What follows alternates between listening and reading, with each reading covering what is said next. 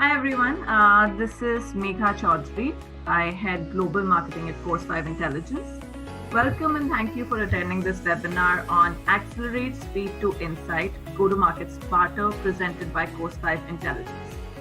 I hope all of you and your families are safe and doing well as we make way forward and move ahead through the current times. There's a huge business expectation from market research providers to proactively deploy cutting-edge and AI-based technology to speed up the turnaround time for an MR project, spending less time on operations and more time on research design and improving the business impact of insights. We hope this webinar will help you in the endeavor. Now let's talk a little bit about Course5 Intelligence. At Course5 Intelligence, we support digital transformations enabled through analytics, insights, and artificial intelligence. We support Fortune 500 companies, large corporates, and agencies in key regions such as US, Europe, Middle East, and Asia Pacific. Rapid advances in artificial intelligence and machine learning technology have enabled us to create disruptive technologies and accelerators under our Course5 Intelligence suites that combine analytics, digital, and research solutions to provide significant and long-term value to our clients. I'd like to bring your attention towards some housekeeping items. The recording of this webinar will be available on our website, www.course5i.com. We will also be emailing you the link in a week's time. You can continue the conversation on Twitter using the hashtag AutomateMROperations at any time during or post the webinar as well. You can ask questions at any time using the Q&A panel on your screen. The location is the bottom panel, second tab. And we have about 45 minutes time today for this webinar, 30 minutes presentation followed by 10 to 15 minutes of Q&A. With this, let me introduce you to our presenters for the day. We have Dan Foreman and Poonam Dave. Dan is a renowned market research leader and SMR past president. Dan is Course5's non-executive director and advisory board member. He supports the company with strategy, growth, sales, and marketing and is an industry veteran who has been building businesses across North America, Europe, and Asia Pacific region for over 20 years now. Dan specializes in emerging technologies and developing markets, having helped organizations grow from incubation to multi-million-dollar revenues. He also holds strategic advisory positions in several organizations and is current ex-office past president for SMR. He is joined by Poonam Dave, who is VP of Operations at Course5 Intelligence. Poonam has over 16 years of experience managing and serving global clients, delivering business growth, and driving digital transformation via AI product innovation. In her tenure, she has set up several global engagements and has worked with clients to drive impact for their business by providing them with innovation solutions and practices. With this, I will let Dan and Poonam take it from here. Welcome, guys. Over to you. Thank you, Megha. Thank you for the introductions. And thanks everyone who's joined the webinar today and hear us what we have to say about Accelerate Speed to Insight, Go-to-Market Smarter. So probably I'll actually start from there. So Dan, I know the topic of our webinar is Accelerate Speed to Insight, and I want to emphasize on the word accelerate. Accelerate may mean different things for different people depending upon what functions they belong, whether they are the client side or the agency side. And given you consult and talk to numerous of people and companies on a regular basis, understanding about this word accelerate, and probably your own opinion about what this means for the research industry. Yeah, I'm really glad we're talking about this topic. Accelerate, I was just looking it up. It means to begin to move more quickly. So I think it's really important for our industry, no matter where you are in the value chain, whether you are ultimately a client-based decision maker, or you're somewhere down the chain providing some sort of supply to that, because everything is needed much faster and much quicker, particularly at the moment during this pandemic. Corporates, end clients, everybody needs to make decisions faster. So the role that insights and strategic decisions have in that means that everything just needs to be delivered, more quickly. So if you're at any stage during the research operation, then it's really important that you're able to get going quickly, complete something quickly, deliver insights, deliver information faster. And there's this constant need to just fast track everything that we're doing. That's, in my opinion, what Accelerate means at the moment. No, I think I tend to completely agree, Dan. And in the space that we as Course 5 are operating today, I know we are working with multiple clients, and very seldom in my experience it's been that, we have enough time to deliver research, or there's never a rush on any project that we need to do. Everything's required quicker, faster, probably even as of yesterday. So I totally agree that Accelerate does mean that for the industry. And if we all concur that that's what Accelerate means, in your opinion, do you think, the research industry has done enough to kind of, have avenues or means to accelerate the research that we are talking about? I would say that, the industry does suffer from a reputation of not doing enough to accelerate, but I personally don't completely agree with that. I think there's been an enormous amount of investment and effort from a number of different companies across a variety of different platforms, some of which we're showing here now, which help accelerate research or different parts of the research process. So whether it's adapting to new platforms or DIY type of research, or tools to launch something specific like copy or creative or innovation, there's a lot that's being done there. And I think that there's acceptance across a number of different people in the industry that we should be exploring new technology, exploring different platforms, trying to perhaps include some different components that can achieve that acceleration of research that we mentioned before. So I think that there has been, there's been a lot of investment, and there's beginning to be a lot of acceptance of what's been done. Having said that, in my view, I haven't really come across something or a platform that could be easily used as a plugin to complement somebody's own existing infrastructure and the existing setup. So, for example, if you've already got a scripting platform like Confirmit, and you're using that as your survey hosting platform, can you continue to use Confirmit but accelerate the survey creation process with some kind of plugin or platform? Similarly, on the data processing and data production side, can you generate faster data tables in Wincross with this sort of plugin? So I'm yet to see a platform that can just simply plug in and complement what you're doing existing as its core offering. Mm-hmm. So essentially, Dan, what we are talking about, the diagrams in front of us, there are a variety of platforms. There are things that the platforms are already doing in terms of technology. But something like this, like you can host or keep the same infrastructure and have something around it that actually helps your current ecosystem to deliver or, perform that research faster. Exactly, Poonam. And so when I was first introduced to the Course 5 Optimizer Suite, I immediately recognized that this is a platform that's filling that gap that we're discussing, that white space that exists in the market research operations space that everybody's trying to achieve and drive that acceleration that we've been talking about.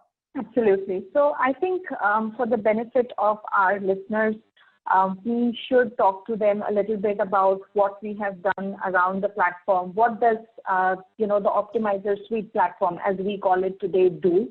And how are we trying to kind of fill in that gap or fill in that white space just in order to accelerate market research operations?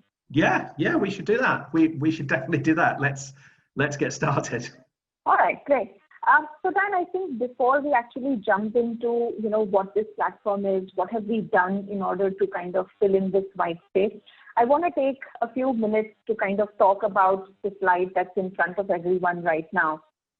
For the benefit of our listeners, some who may not be very familiar to the entire end-to-end, process that takes place, some who do that on a regular basis, I think we'll just take a few minutes to kind of, walk through this slide and come across what the background is and why is acceleration kind of difficult to achieve today, and why has there been, gaps, or why is there a white space that still exists?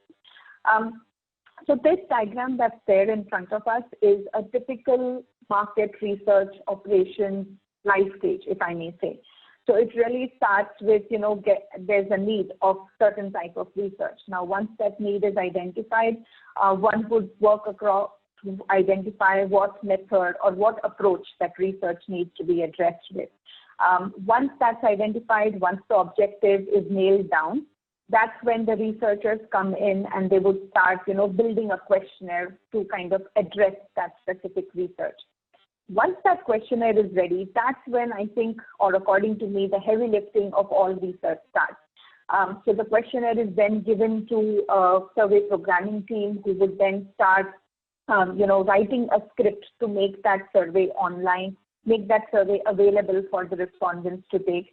So that's a very manual-centric process where you would look at the Word document and start actually writing the script for your program.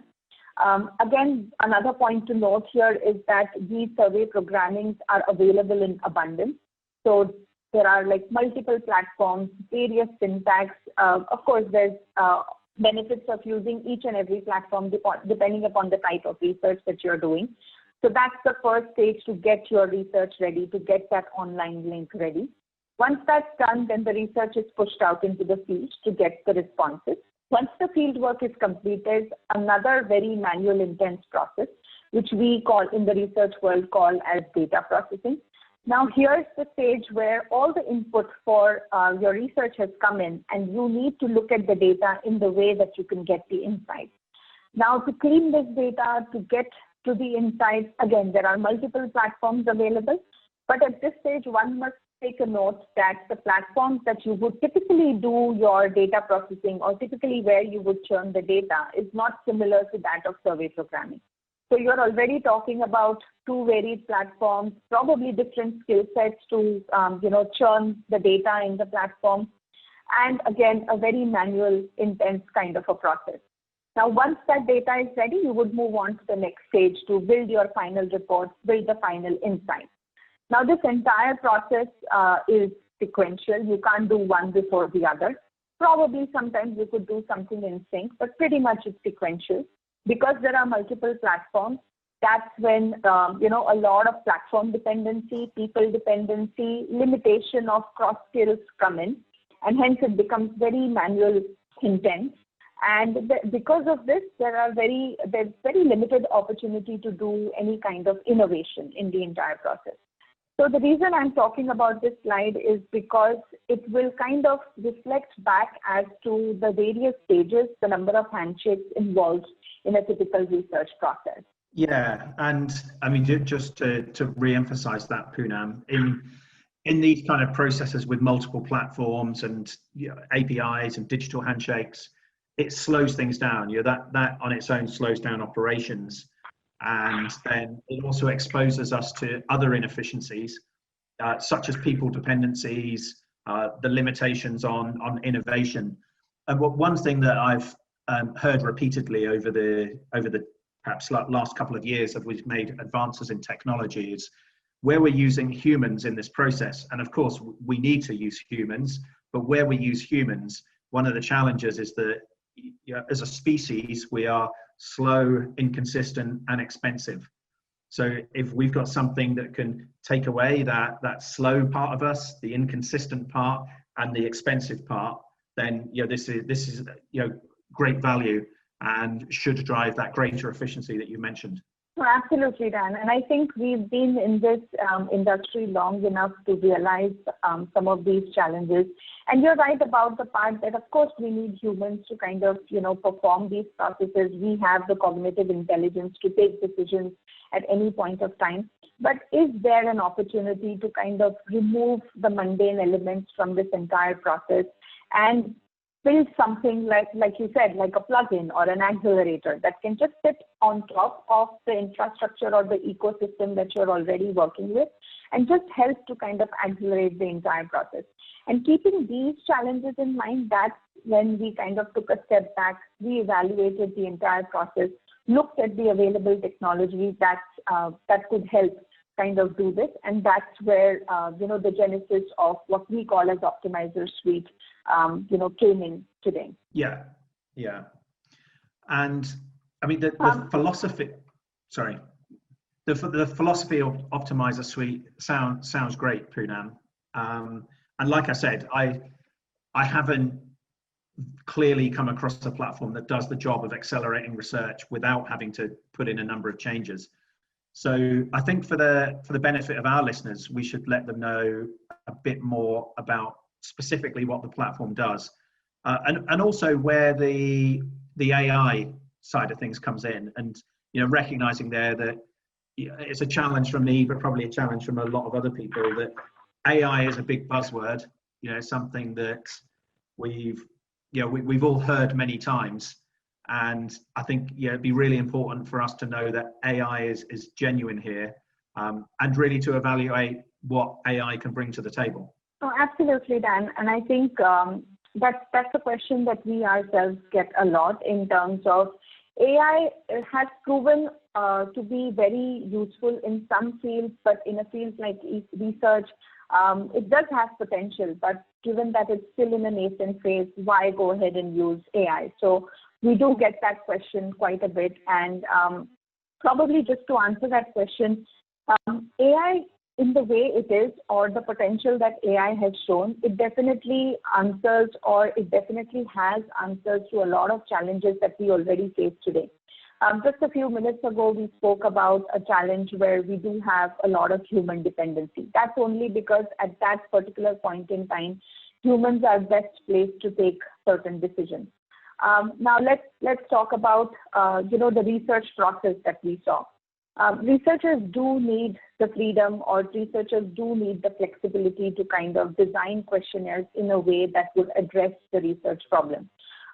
While for certain type of research, it's probably possible to kind of templatize them or ask them to use certain formats, but majority of research, I'm pretty sure researchers want the flexibility to write the questionnaires the way they want. And in an environment where, everyone's going to have their own ways and structures and formats of writing questionnaires, whenever it comes down to someone who's scripting them, they have to start from scratch, because everything is different. For conventional technology to kind of operate in an environment where everything is unstructured, free-flowing, if I may say, it becomes very hard for conventional technology to kind of catch up, or to kind of, execute the way it's required. AI has certain modules like natural language processing or machine learning, which have shown the potential that once trained, they automatically understand formats, they automatically can learn from the data to kind of take decisions at that point of time and deliver to what is expected to. So these self-learning capabilities of AI, this cognitive intelligence of AI, we saw the potential in a space like this, where we pretty much work in an unstructured manner to kind of use, so that we can use that and automate a large part of research. So I think the AI modules that we have used are particularly targeting or addressing these challenges of research. And we've really seen a lot of progress in terms of, once it's trained, once it's understood patterns, how can it, generate those results for us. So that's why we went the AI route, keeping in mind that over a certain period of time, it's going to kind of help replace some of the challenges that we are already facing in the process of research. Okay, yeah, that makes sense, and I followed most of it. It sounds very scientific and well thought through, and it's not just a buzzword. So yeah, I'm convinced that there's a genuine AI there. So yeah, I think it would be great to talk a little bit about the survey generation and data processing modules that we referred to at the beginning, so that everybody can get a sense of how they operate and get some insights into that. Absolutely. So let's look at the survey generation process. Ours, when we work with multiple clients, we did look at this problem statement that every client will have their own format, their own structure. Researchers have their flexibility to write the questionnaires the way they want. So imagine a scenario where you have multiple questionnaires coming in, there's limited consistency, there are multiple standards or guidelines that you have to deal with. And on top of that, there are various platforms on which clients do their survey hosting.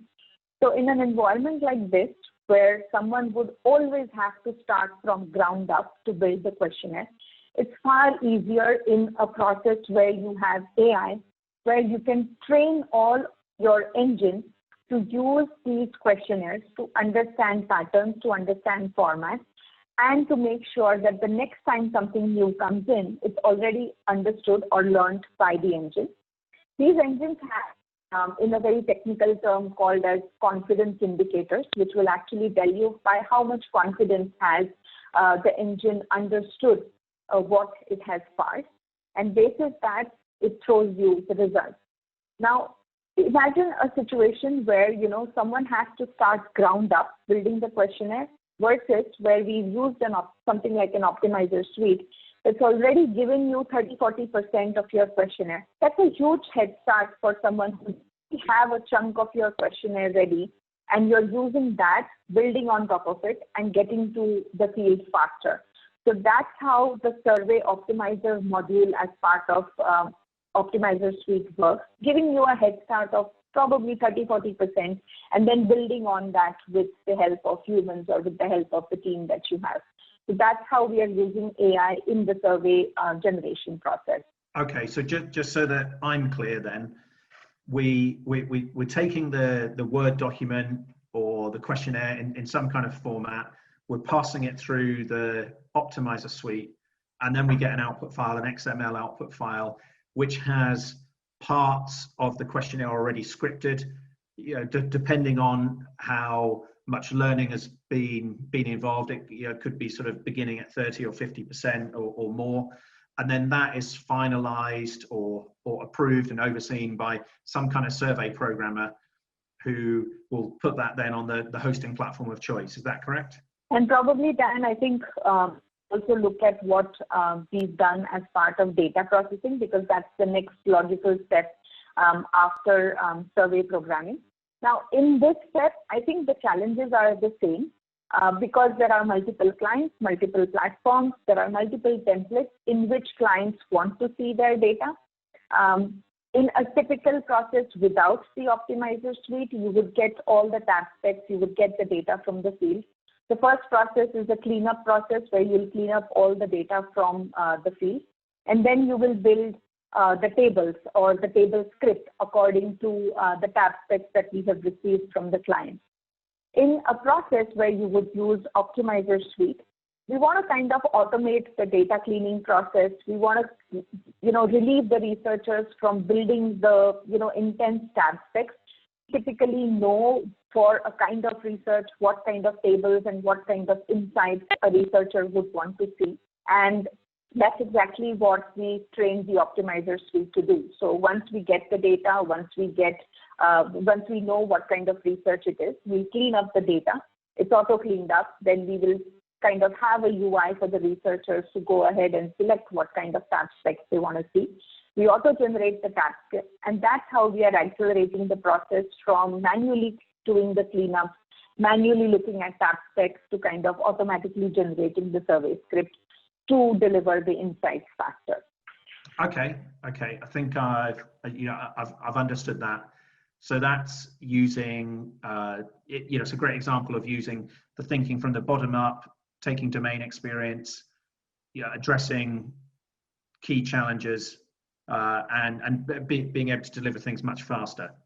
I think I've understood that correctly.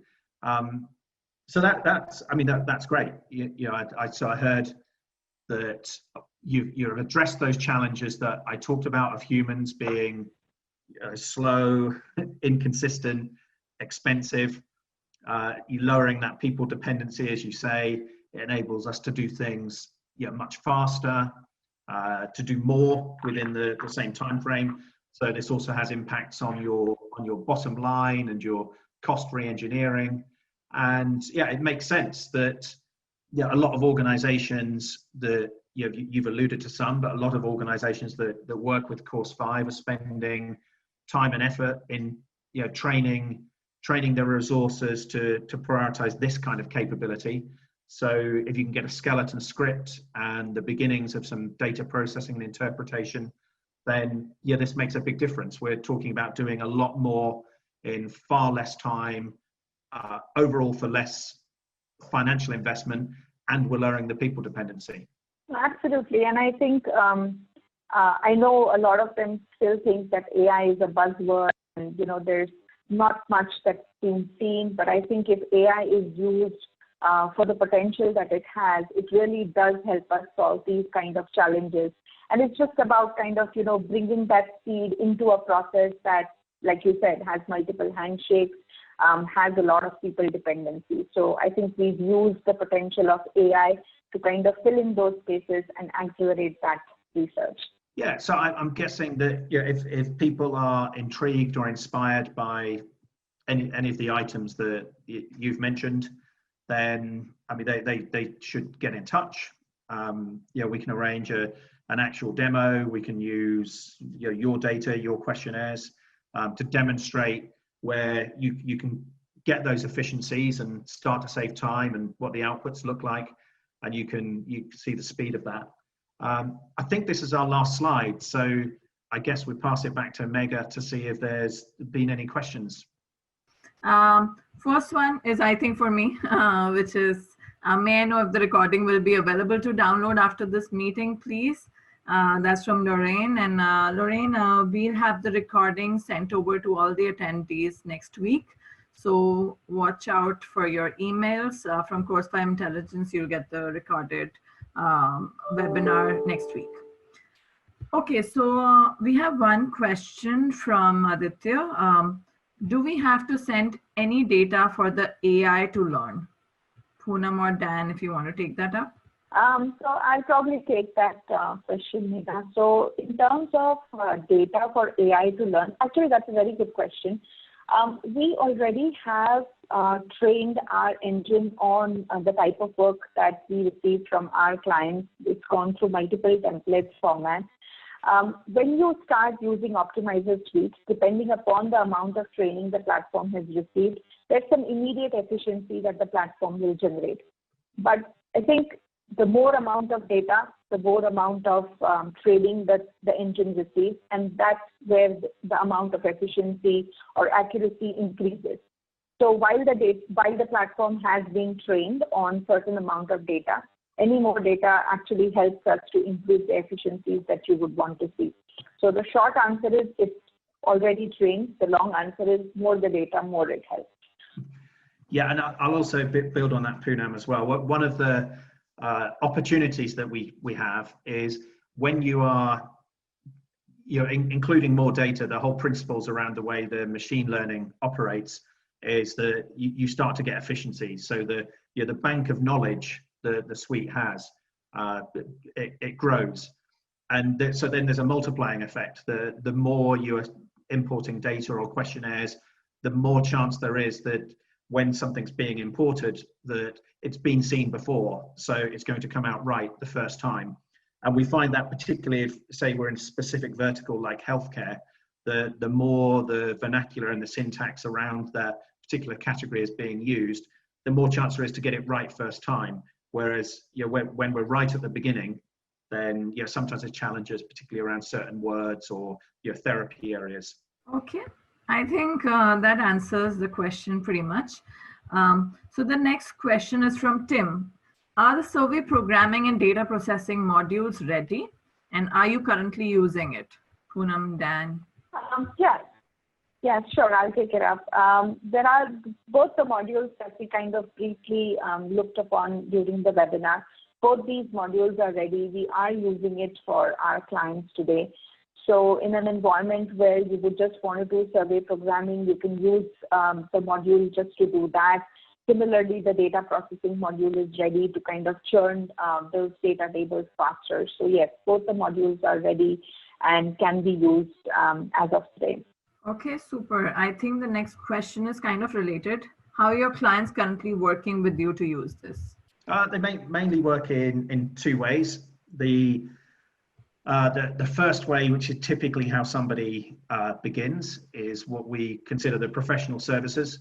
So a client asks us to really take control of the platform, and to, at the same time, often coach them and train them in how to get the greatest efficiencies from the whole scripting modules, and then the processing side. So that's like our professional services layer. And then the other model is licensing, where some organizations, they license directly, and they're kind of more power users.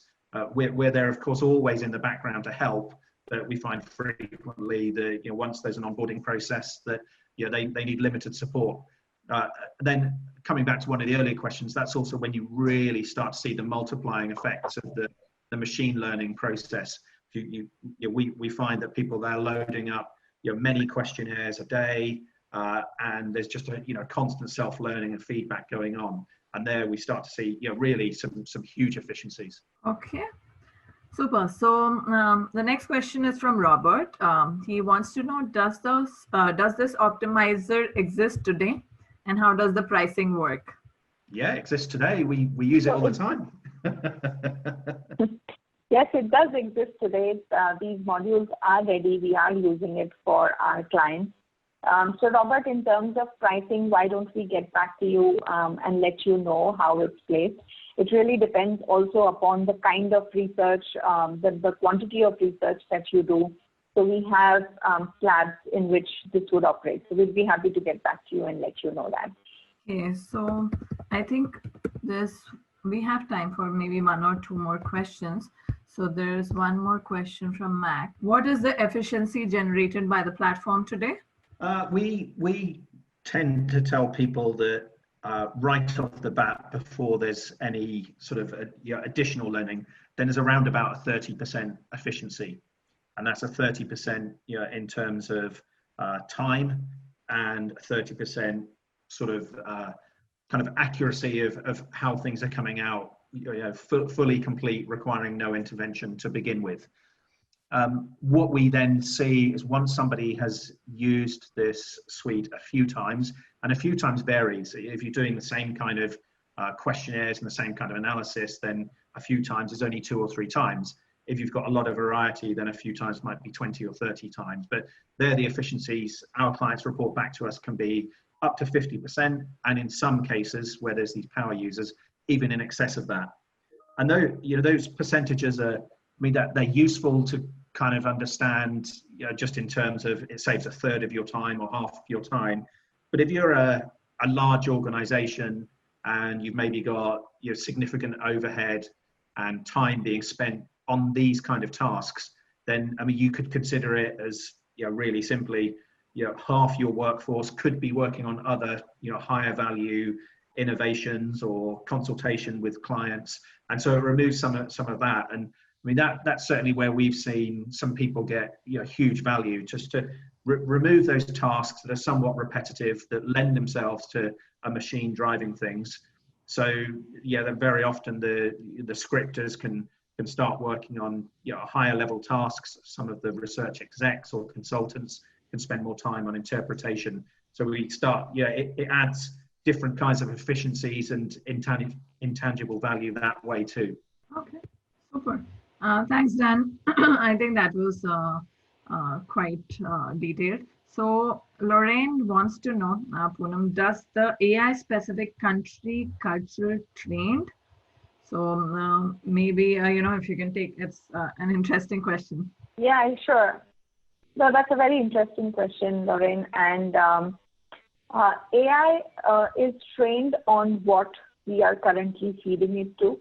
I know AI has the cognitive intelligence of its own, but it really depends on what type of questions, what type of language we are feeding into AI today.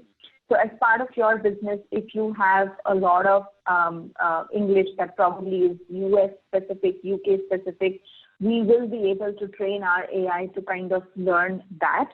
So the short answer is it can be trained country, culture basis if your questionnaires are already designed, and if that's the input that we can feed into AI. Yeah, and I would also add there, it's references something I said earlier too as well. But if you're in a specific industry, then the AI capabilities, they start to pick up the nuance of that. So examples would be financial services, where the kinds of questions and the kinds of responses, they're lent towards things to do with credit and spending and debt. If you're in healthcare, you're in different therapy areas. So there's sort of an industry training and kind of cultural nuance as well. Okay, super.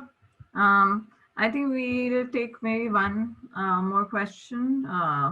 There's one from Robert. He's asking, is there a module for text analysis? Yes. So for as part of the research process, we typically would code open-end responses, and we have applied text analytics in that specific process. Right now, Robert, the module that we have for text analytics is a supervised module. So it's where we, again, from your past research, from the past inputs that you have got, we would train our text analytics engine to kind of understand what kind of responses you would get, and then it would automatically categorize that for you. So we absolutely have a text analytics module, ACES supervised learning, who does that for us today.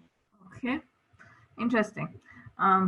I know we're getting a lot of more questions. I think maybe we'll just take this one, and for the rest, we can have everyone email us their questions at info@course5i.com, and we'll take them up separately with Poonam and Dan and send you guys the answer. So Poonam and Dan, how efficient is the system for Asian languages?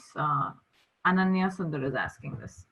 Sure. So Ananya, at this point, what we have done is we are doing English only.